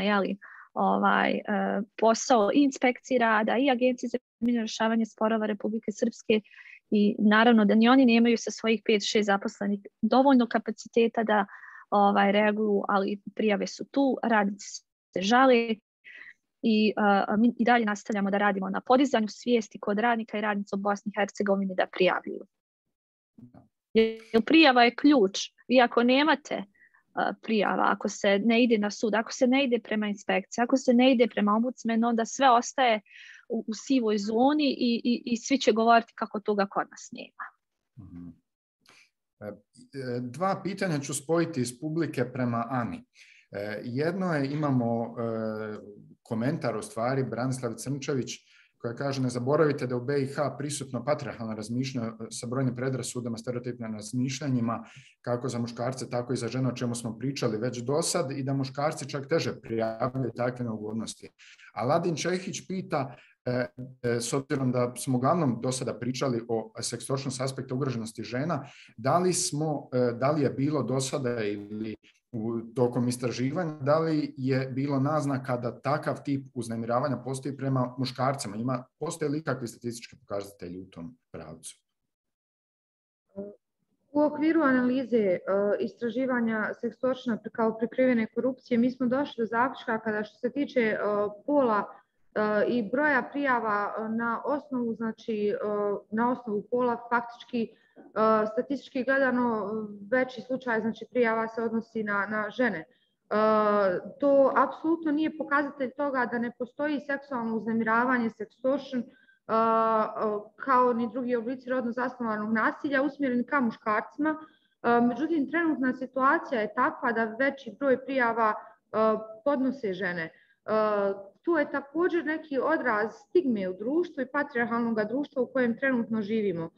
Koliko god žene prolaze sekundarnu viktimizaciju, taj fenomen bi bio isti, ako ne i jači u slučaju da je muškarac, jer sextortion kao pojavu mi trebamo gledati u jednom lokalnom kontekstu, u jednom kulturalnom kontekstu i jednom tradicionalnom kontekstu sredine u kojoj živimo, prije svega. Znači, diskurs ka sextortionu u BiH još uvijek nije na nekom određenom nivou da se i žene oslobode da prijave te situacije, a kamoli muškarci. Ono što bi bilo ključno u ovom slučaju jeste podizanje svijesti o problemu samome, tako da bi se zapravo osvijestili muškarci kao i žene, znači da postoji mogućnost prijave, da postoje neki određeni mehanizmi zaštite koji također znači da postoje efikasni mehanizmi prijavljivanja, što je također jedna od primarnih sumnji u našem društvu, da li će se išta desiti ukoliko uopšte i prijavimo ovo. Samim time, znači, nažalost, statistički podaci pokazuju da veći broj prijava su žene, također znači i podaci koje smo dobili analizom zapravo Facebook grupe, a potom stranice nisam tražila, nam govori da većina anonimnih svjedočanstava su bila svjedočanstva žena i također nam jedina stvar koju smo mogli zapravo zaključiti u tim situacijama jeste da puno veći broj postoji anonimnih prijava na internetu nego faktičkih prijava koje se podnose pred sudovima. Ono što bi trebalo apsolutno uraditi, pored edukacija sudija i tužilaca i edukacija inspektora rada, kao i edukacije, što bi ja dodala u ovom slučaju, pripadnika policije koji su primarni, koji odgovaraju na ove situacije, proširenja kapaciteta Centra za socijalni rad, također treba na neki način informirati poslodavce, kreirati neku obavezu poslodavaca da sve informiraju zaposlene u određenim, pogotovo javnim ustanovama, javnim preduzećima, a potom i drugim organizacijama, o fenomenu sextortiona, o mogućnostima prijavljivanja, a potom znači osnažiti ljude da mogu da prijave u svakoj situaciji, bez obzira na pol. Problem sextortiona. Da, također je Janida Mališević u komentarima pretpostavila da ima isto tako korupcije gdje nadređene žene, menadžeri provode neku vrstu mobinga pa i sextortiona nad muškim uposlenicima, ali to su eto stvari o kojima upravo Ana govorila da imamo još manje pokazatelja i ovako imamo problem sa sakupljanjem nekih meritornih konkretnih dokaza, slučajeva, priča, a pogotovo je pretpostavka da bi bilo teško ishoditi od muških žrtava. Mene zanima možda da se vratimo ponovo malo Svjetlani. Šta bi to mogle uraditi nevladine organizacije prije svega da pomognu žrtvama? Koliko je, eto, da kaže možda uputno da nevladine organizacije se bave sa pružanjem direktne pomoći, možda i utočištima čak žrtvama, a ne javni sektor. I koju uopšte poruku šaljemo time? Evo, ja bih samo nadodala na ovo što su prethodna sagovornica rekla, da je potrebno uključiti sindikate koji imaju svoje pravne službe i ovu edukaciju o postojanju seksualnog iznuđivanja, zato što mi vrlo često zaboravimo da su sindikati još uvijek tu i da njih treba uključiti kao ekvivalentne partnere u suzbijanju svih oblika rodno zasnovanog nasilja također. Oni su često isključeni. Evo da odgovorim na vaše pitanje, kada je riječ o doprinosu nevladinim organizacijama u suzbijanju sextortiona, ja bih prije svega rekla da tu vidim jedan doprinos u širenju svijesti i rušenju stigme koja postoji oko ovog termina. Dakle, pravovremeno informisanje javnosti o seksualnom iznudi, šta je, koje su komponente, kakva je to vrsta korupcije i slično. Dalje, zajedničko neko zagovaranje da se otklone nedostaci kada je u pitanju pravna kvalifikacija djela. O tom bismo već nešto na početku i govorili. Nastaviti pogotovo one organizacije koje imaju, koji pružaju pravnu pomoć žrtvama rodno zasnovanog nasilja, da sa njima posebno raditi da se dodatno žrtve ohrabruju da prijave. One organizacije koje imaju pravnu pomoć, koje pružaju u okviru radnih sporova, također raditi na dodatnom ohrabrivanju žrtava, odnosno radnica, da prijavljuju slučajeve. I svakako stvaranje jednog poslovnog okruženja u kome postoje jasno izrađeni interni mehanizmi zaštite žrtve, kako bi se prije svega preventirali eventualni slučajevi seksualne iznude, ali također ohrabrivali žrtve da prijave u okviru svojih institucija seksualno uznemiravanje ili mobbing koji može često da bude preteča seksualnoj iznudi, odnosno samom dijelu sextortiona kao takvog. Tu je, ja bih još dodala za kraj, pored znači, stvaranja tog nekog normalnog poslovnog okruženja gdje nikome više neće pasti na pamet da ponudi seksualnu uslugu zarad neke promocije ili povišice, je da se nastavi kontinuirano pružati podrška i psihološka, socijalna, ali i ekonomska podrška žrtvama koje su proživjele neki od oblika rodno zasnovanog nasilja. Izvinite, da li bi ja mogla samo da dodam na to da se nevladne organizacije u sistemu u kojem živimo formirale kao dopuna državnim organima što se tiče bilo kojih fenomena seksualnog uznemiravanja, seksualnog nasilja i sl. Mi dakle živimo u jednom tranzicijskom društvu u sistemu humane nesigurnosti koje odlikuje strukturalno nasilje, dakle nedostatak adekvatnog odgovora državnih organa na nastale situacije. Mi imamo dakle nevladne organizacije koje u ovom slučaju žrtvama pružaju ekonomsku pomoć, savjetovalište, dnevne centre, sigurne kuće, SOS linije koje pružaju znači humanitarnu pomoć, koje pružaju socijalnu pomoć. Dok u drugu ruku, znači, ja bih ovdje istakla da najčešće znači, sigurne kuće pružaju pravnu pomoć, na jednak slučaj kao što i ALA centar u okviru transparencija pruža pravnu pomoć u slučajevima korupcije, pa uključujući i ovim slučajevima. No u drugu ruku mi zapravo imamo centre za socijalni rad u ovoj državi koji su formirane, znači koji imaju svoja vlastita postupke direktne asistencije žrtvama, koje faktički bi trebali da pokrivaju kako jednokratnu pomoć žrtvama, tako i socijalnu pomoć, tako i humanitarnu pomoć, tako obaveznu fizičku zaštitu i obaveznu zaštitu djece. I centri za socijalni rad imaju osnovnu ulogu i prijavljivanja ovih slučajeva. Ono što mi vidimo zapravo u radu centara za socijalni rad jeste da postoje određeni propusti i da nevladne organizacije u ovom slučaju služe kao dopuna njihovom radu. I ono što je ključno zapravo da bi se unaprijedilo i promijenilo ovo stanje, smatram da i dalje da nastave koegzistirati i dopunjavati rad jedni drugih. S time da se treba u svakom slučaju neophodno obezbijediti sredstva da bi se obezbijedilo provođenje zakonskih obaveza centara za socijalni rad. Oni u osnovi nemaju adekvatna sredstva za djelovanje i oni ne mogu pružiti adekvatan sistem podrške i zaštite žrtvama. I u tom slučaju smatram da je rad nevladnih organizacija za suzbijanje fenomena sextortiona i uključujući sličnih oblika, znači naravno seksualnog nasilja i drugih oblika rodno zasnovanog nasilja ključni. Da polako počnemo i zaokruživati ovu našu diskusiju, ja bih možda, sad bih pozvao sve tri naše učesnice panela da iznesu svoj stav. Da krenemo sa gospođom Madisom. Zanima me, na kraju prezentacije je bio spisak preporuka koje je napravio naš tim. Da li smatrate da su obuhvaćeni svi ključni elementi, da li je nešto izostavljeno, da li treba nešto da se znači doda?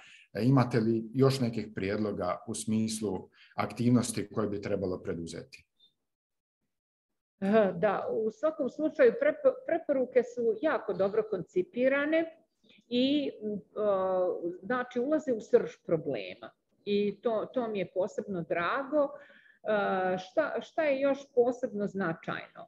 Bez saradnje intersektoralne, dakle i pravosuđe, i policija, i centri za socijalni rad, nevladine organizacije, ne možemo puno postići ako ne razvijemo tu intersektoralnu saradnju.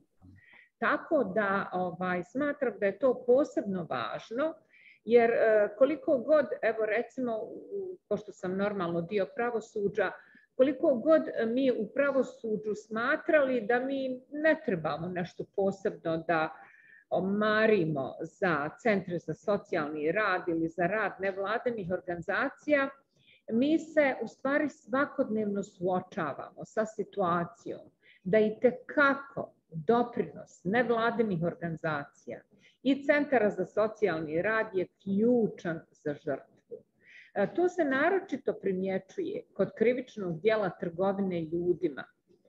zatim kod krivičnog djela nasilja u porodici. Pa ovi razni aspekti rodno zasnovanog nasilja, mi vidimo koliko zaista nevladne organizacije u tom pravcu imaju svoj doprinos kada je u pitanju odnos prema žrtvi i koliko to itekako može da pomogne sudovima. Dakle, trebamo da nađemo način kako da svi budu uključeni i kako da se kreira saradnja između pravosuđa sa nevladinim organizacijama, a sve u zajedničkom cilju. Da se pomogne žrtvi, da bude prepoznata kada su u pitanju problemi i da ne bude zanemarena i obeshrabrena da prijavljuje. Da, vrlo plemenito. Svjetlana? Definitivno uspostava tripartitne saradnje između javnog, privatnog i NVO sektora, odnosno organizacija civilnog društva, u okviru kojeg neće postojati samo uzajamna podrška i razmjena informacija, nego i u okviru kojeg će se razvijati zajedničke ideje za dalje i stvoriti jedan prostor za kontinuirano suzbijanje sextortiona kao takvog. Zato što vrlo često mi isključujemo privatni sektor i oni nemaju odgovornost, međutim sa jačanjem privatnog sektora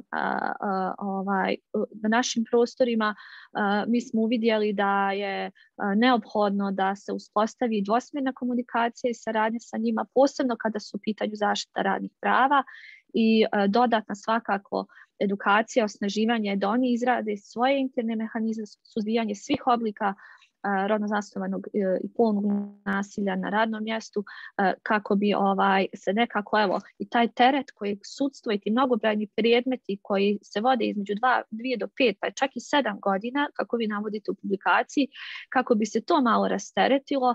Također mnogobrojne prijave za inspekciju rada, mnogobrojne prijave ka ombudsmenu, Agenciji za mirno rješavanje sporova koju sam već spomenula i drugim relevantnim mehanizmima zaštite, kako bi se možda taj pritisak na njih malo i smanjio, pa ćemo vidjeti da li bi onda oni možda mogli malo bolje i brže da rade na zadovoljstvo svih građana i građanki Bosne i Hercegovine. Ana? Pa ja bih za početak htjela da ponovo istaknem glavne preporuke koje je Transparency International donio u analizi sextortiona, obzirom da smatram da su one na neki način ključne za kreiranje kolektivne svijesti o problemu. Da citiram u publikaciju gospođe Zahiragić, primarno je promijeniti mišljenje tako da bi se moglo promijeniti ponašanje o ovome problemu. Dakle, ključno je prepoznati sextortion kao krivično djelo primarno u Bosni i Hercegovini.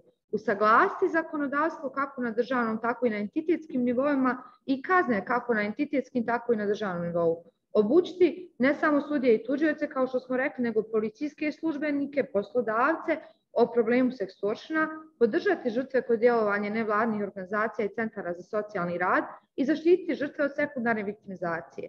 Ja bih također ovome dodala i na neki način kreiranje konkretnog akcionog plana za suzbijanje problema, koji bi imao tačan naziv problema, vremenski okvir za rješavanje problema, moguće nosioce rješavanja ovoga problema, definisanje pojedinih zaduženja, resurse koji su potrebni koje je potrebno mobilizirati da bi se ovaj problem sam riješio. No, da bi stvorili akcioni plan koji je konkretan i koji bi mogao biti dobar, prije svega je potrebno procijeniti sadašnje stanje u državi, odrediti neke prioritete, ciljeve i alocirati resurse da bi se ovo moglo da riješi na neki način. Ali za sada dovoljno je podići kolektivnu svijest na neki određeni nivo o postojanju problema. Odlično, hvala. I to me zapravo vraća na jedan od naših osnovnih postulata u radu Transparency International, a to je i sam sistem nacionalnog integriteta, gdje svi upravo stubovi integriteta, sve institucije u društvu moraju raditi zajedno da bi se neki problem mogao riješiti. Nemoguće je dati sve, prebaciti na određeni stup i određenu instituciju bez naravno saradnje i civilnog sektora i medija i čak i međunarodnih organizacija i tako da je puno jedan širi dijapazon institucija. Moje posljednje pitanje bi bilo u pravcu studija koja je zapravo pokrenula ovo pitanje na globalnom nivou, koja je uključila Bosnu i Hercegovinu, na kojoj je Adisa radila prije već dosta godina, eto, o koje je bilo govora, gdje su zapravo 3 zemlje uzete u obzir sa 3 kontinenta, na neki način je stavila BiH u fokus i na neki način je stavila čak kao lidera ovog pitanja sextortiona, baš samim time što je taj problem aktualiziran kroz studiju. Postoji li kakva nada da bi BiH mogla ostati upravo liderom u ovom radu, da bi možda kroz upravo sve ovo što smo danas pričali, o čemu smo govorili, da bi možda BiH mogla dati primjer kako krenuti u jačanje svijesti i borbu protiv sextortiona, ili su naše institucije jednostavno toliko podkapacitirane da postoji veoma mala šansa za to? Naravno, svi ste pozvani da odgovorite. Ja smatram da itekako imamo mogućnosti da upravo ovu temu sextortion, gdje nigdje nije prepoznata dovoljno na području Evrope, da potpuno ima opravdanja da se Bosna i Hercegovina tu nametne kao lider. Jer imamo te početke djelovanja još prije 11 godina, imamo te sjajne aktivnosti koje su se provodile i na domaćem i na međunarodnom nivou. Istina, tu treba itekako nastaviti sa podrškom. Dakle, pored onoga što sam istakla da je jako važno educiranje u tom pravcu, važna je itekako podrška domaćih i međunarodnih organizacija da bi upravo Bosna i Hercegovina ima itekako razloga da bude lider u ovoj oblasti u budućim tim nekim aktivnostima, te da i na regionalnom nivou počnu se neki razgovori i saradnja i prezentiranje u vezi ovog pojma sextortion. Ja sam primijetila kada sam ranije razgovarala sa kolegama i kolegicama iz Srbije, Crne Gore, Hrvatske, Slovenije, vidjela sam njihovu rezervu kada se govori o ovom pojmu sextortion, ali istovremeno i zainteresovanost da se počne u tom pravcu. Oni su zaista u okviru ovih udruženja sudija i tužilaca unutar regije ohrabrivali nas da počnemo sa tim aktivnostima, ali nije moguće, nije to dovoljno. Sudije, pored svog redovnog posla, ako nemaju podršku u tom pravcu, teško da mogu na sebe preuzeti taj teret takvog djelovanja, ali uz podršku i domaćih i stranih organizacija je moguće. Tako da se ja nadam da će se ova tema sextortion itekako reafirmisati i da će doživjeti nekakav procvat na području regije, jer nije bez veze, vjerujte mi. Kada govorimo o tom obliku korupcije, prisutan je, a o njemu se malo priča i malo imamo razumijevanja. Svetlana? Ne znam da li da budem toliko optimistična ili ne, ali evo podsjetit ću vas, afere diploma, poljubac referent, Pravni fakultet u Bihalj 2005. Sve slučajevi odbačeni sa nekim malim disciplinskim ukorima ili mjerama. Dakle, što se tiče donošenja pravnih propisa, da, Bosna i Hercegovina je već uveliko po nekim propisima ide naprijed u regionu u odnosu na druge zemlje Zapadnog Balkana. Međutim, što se tiče primjene, tu smo zadnji. Tako da ja bih voljela da tema sextortiona bude više prisutna u javnosti i da ukoliko dođe do promjene pozitivnih zakonskih propisa, da ohrabrimo sudove i tužilaštva da radi svoj posao i da prije svega dovedu do kraja određene procese i sudske postupke i da dođe, evo ja bih najviše voljela da se po kratkom roku rješavaju ti postupci od 3 do 6 mjeseci zbog žrtve. Jer na kraju ko najviše ispašta, to su žrtve i osobe, radnice koje prijavljuju ove slučajeve. a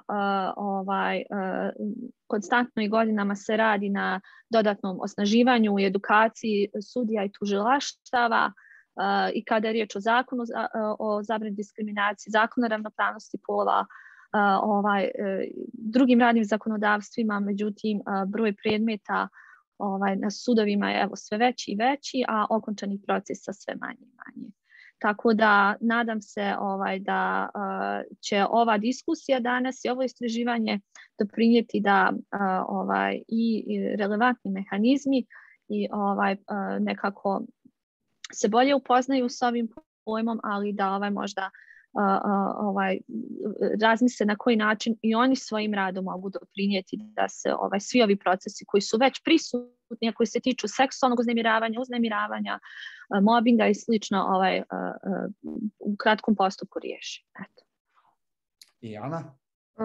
Ja bih prije svega da istaknem da jednu referencu kažem na Svjetlano izlaganje.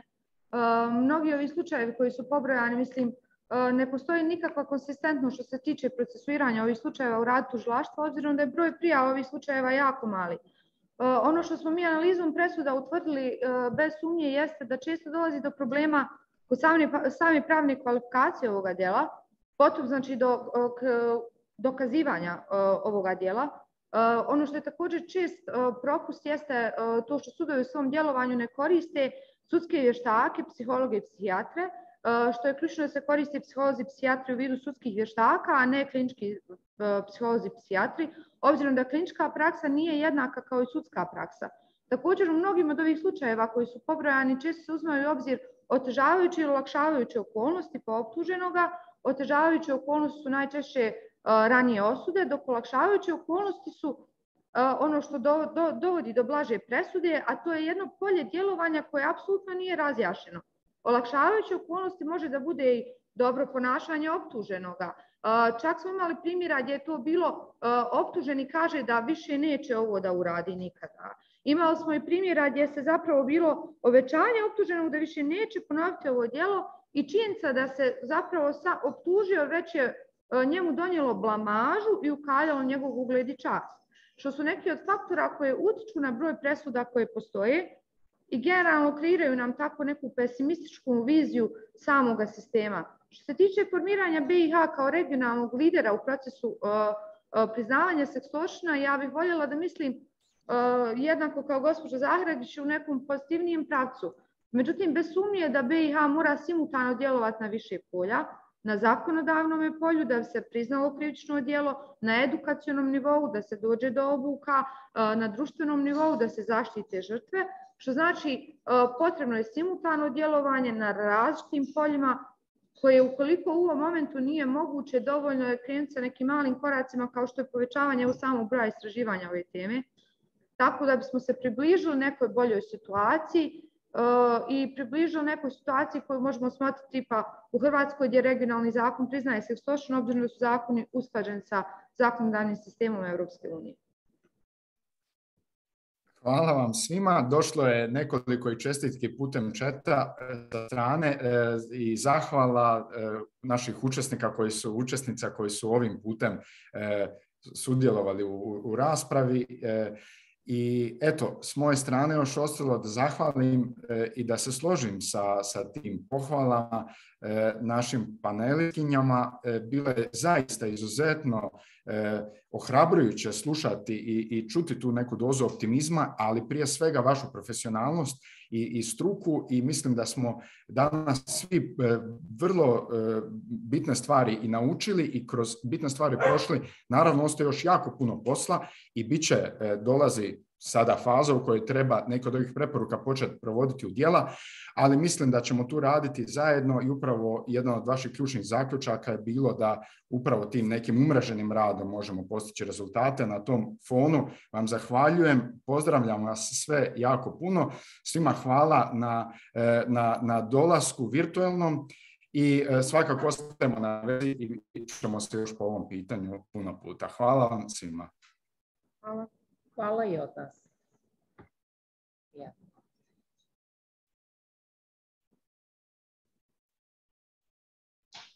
Da, mislim da nema dalje odjave, to je to, možemo Eto, hvala.